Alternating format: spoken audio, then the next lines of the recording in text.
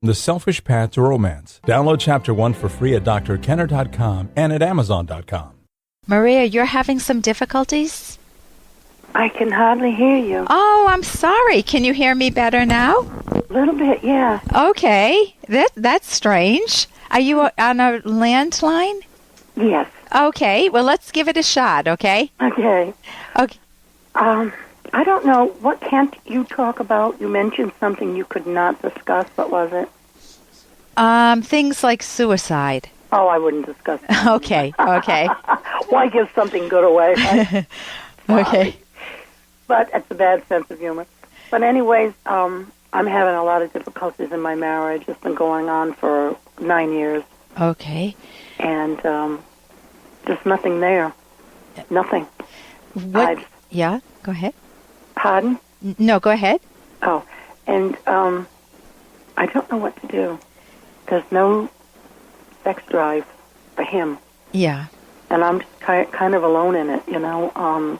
I was going to go back to my religion, but because of that, he got even more upset. So his mentioning leaving and things, which, you know, might be better in the long run, but I don't want to stay here kind of alone because it's out in the sticks, and I'd be stuck.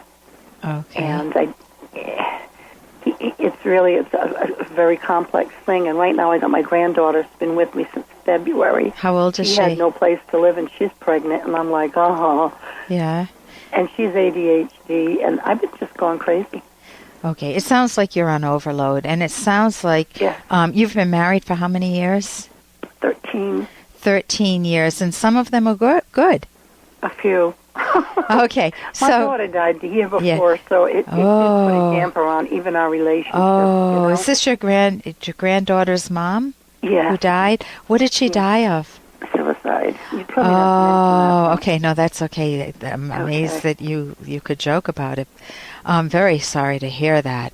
Yeah. So that's a lifelong pain. That's a lifelong everything happened awful. to me. I lost a lot of everything. Yeah. You lost a lot of what, people? I lost a lot of, but I've lost a lot of feelings. Like, I'm not close to my granddaughter, and we were kept apart for a long time because my other daughter had her. Okay. And she was very selfish with her and wouldn't let anyone see her. This is the truth. Yeah. And so she's got a lot of really bad issues with ADHD and everything. And why won't your other daughter take her back?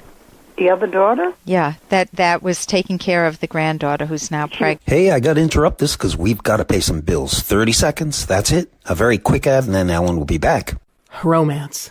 Ugh, I wish guys knew more about what we want from a relationship. Boy, I wish I knew more about what I want. Where's that ad I saw? Here it is. The Selfish Path to Romance. A serious romance guidebook. Download Chapter 1 for free at selfishromance.com and buy it at amazon.com. The Selfish Path to Romance. That is interesting. Why won't your other daughter take her back? The other daughter? Yeah, that was taking care of the granddaughter who's now pregnant. She abused her. Okay. She mentally abused her. She told me this. She's in counseling. I've got her in counseling. Yeah. So here's the problem. It sounds like you don't own your own life, that there are circumstances way beyond your control. For example, your daughter's suicide, having the responsibility of a granddaughter whom you didn't bond with early on, who was abused by the other daughter, and now she's pregnant. How far along is she in the pregnancy? She's anytime. Oh, that's too bad. She obviously doesn't have a hubby around that's going to support her. So why she went through with a pregnancy in a civilized era, I don't know, but that's her choice. Kept her captive. There's a long story with it. Okay. So there's a lot going on. The piece that I'm hearing from you, though, you can correct me if I'm wrong, is that you want to feel happy. You want to feel your emotions coming back to you. And I feel so dead. Yeah, many times when people have gone through horrendous trauma, like you have gone through with your daughter suiciding, it's people don't want to feel pain anymore, and they just say, "Oh, close it off." Yeah, I don't want to feel the pain anymore, and so what your subconscious hears is, honey, shut down, close it off. Exactly. And you not only do you lop off the pain, but you lop off the joy in life. Yes. So partly to be able to breathe again emotionally, you need to be able to feel. And to be able to feel, feelings don't just come in the positive. When you allow yourself to respond to things in the world, both positive and negative, you get both. You get positive and negative. And if you can let a little bit of the negative back in, and I don't mean just to dwell on negatives, but not be so afraid of them, not let them terrorize you, then you can begin to enjoy your life. And I would recommend, number one, starting slowly. Maybe you can't resolve the granddaughter issue right now, but one of the things you can do is every single day, Maria, find something that you enjoy, whether it's a walk, whether it's calling a friend who's not involved with all this mess, whether it's reaching out, whether it's starting a new hobby. It could be as simple. The other day I picked up knitting. I thought my husband would have a fit because I haven't knit in years, and he thinks it's kind of silly, but I actually found it very relaxing.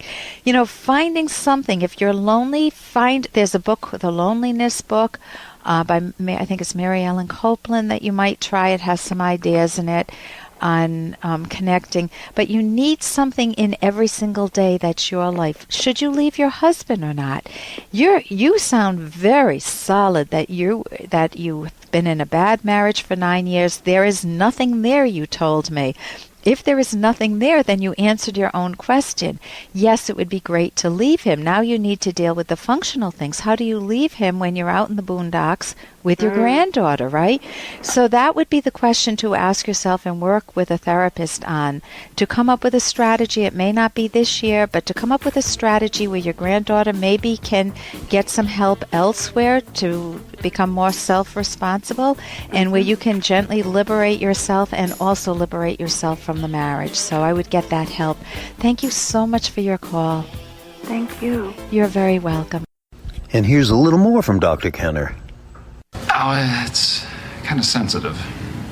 Listen, Phil, as a psychiatrist, Anything you tell me will be kept in the strictest confidence. it's funny how the more you bottle things up inside, the bigger they seem to be. Well, I've never told anybody this before, but... Okay, here goes. 6 years ago, I was abducted by aliens.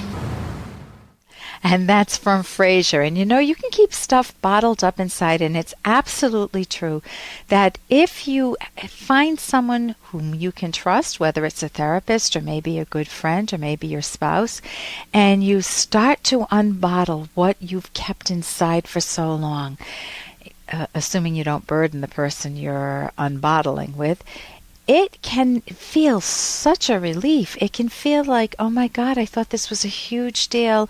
And by talking about it, by getting it out in the open, even by writing it down on paper, I'm seeing that it may not be as gigantic as I thought, and I can see there are some aspects that I was exaggerating or catastrophizing about, and maybe I can make sense of my life, or maybe I'm seeing other paths I can take, other choices I can make with friendships or whatnot.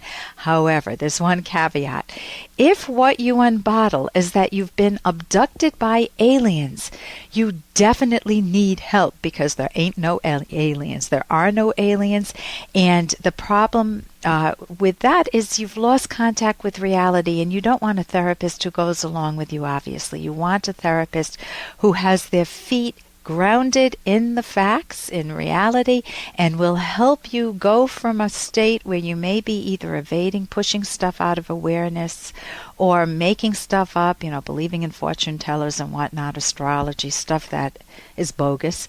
And you need to get reality-based. You don't want to use irrational methods to try to enjoy your life, because you can never get through to genuine happiness through irrationality or mysticism. For more Dr. Kenner podcast, go to drkenner.com and please listen to this ad. Here's an excerpt from The Selfish Path to Romance, the Serious Romance Guidebook by clinical psychologist Dr. Ellen Kenner and co-author Dr. Edwin Locke, who's world famous for his theories in goal setting.